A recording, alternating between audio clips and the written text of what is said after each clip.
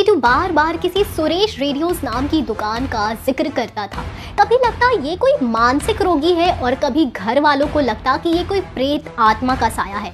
इन्हीं सब कंफ्यूजन के बीच टीटू की यादों में बसने वाले किरदार न सिर्फ बड़े होने लगे बल्कि उसे अब परेशान भी करने लगे थे। गांव में तरह तरह की बातें होने लगी।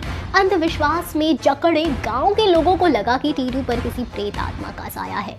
झाड़ फूंक कराई गई, टोने टोटके हुए, ताबीज, तांत्रिक, सब चीज का सहारा लिया गया, लेकिन कुछ भी काम नहीं आया।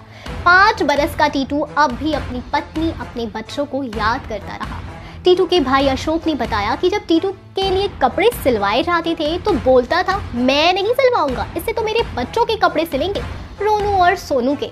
जब पानी सिर के ऊपर चला गया तो घर वालों ने आगरा में टीटू के बताए रिश्तों को कुरेदने का फैसला लिया।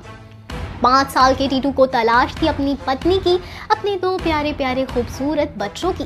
सुरेश रेडियोस की टीटू की इस कहानी के तार जुड़े थे आगरा शहर से और उसी कहानी के बिखरे तार जोड़ने के लिए टीटू का भाई अशोक अपने दोस्त के साथ आगरा पहुंच चुका था।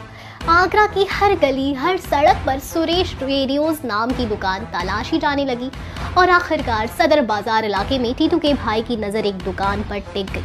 टीटू के भाई के सामने थी सुरेश रेडियोस, यानी वही दुकान जिसका जिक्र टीटू रोज कर रहा था।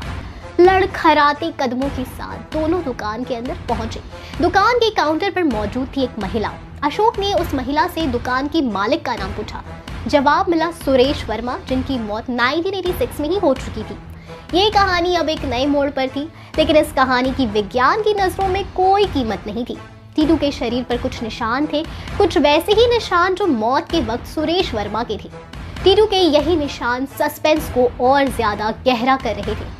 आपको इस कहानी के बारे में बताने का हमारा बस एक ही मोटिव है, क्योंकि मेकर्स करण अर्जुन 2 लेकर आ रहे हैं, तो हो सकता है कि इस बार वो इसी किसी पुनर्जन्म की कहानी पर बेस्ड कोई कहानी लाए। आपको क्या लगता है? आप अपने ओपिनियन हमारे साथ जरूर शेयर करें। हम फिर मिलेंगे एक नई और छतपरी वीडियो के साथ। अब तक खुश रहें एंड सेफ रहें। Bye bye.